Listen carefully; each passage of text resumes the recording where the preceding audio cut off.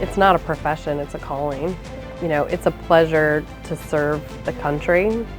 It's a pleasure to come here and solve the problems. It's a pleasure to come and deliver a ship. You gotta have a gut check yourself of why are you here doing this? Like, you've got to want to work here. You've got to have that sense of mission, that sense of pride. That's what makes it work. Is Newport News Shipbuilding is a family.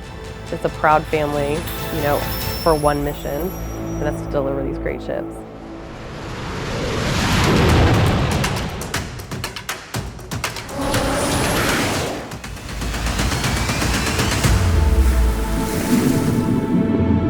I feel like it speaks volumes when you have generations here.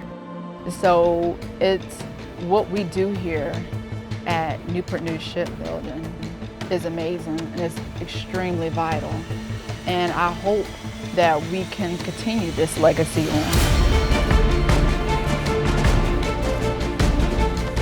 I think it speaks to the mission that we have here and the fact that people know that there's no one else to do this if we don't do it. The reason you see us continue to innovate and continue to push the buck on what's possible is because we know how important that mission is.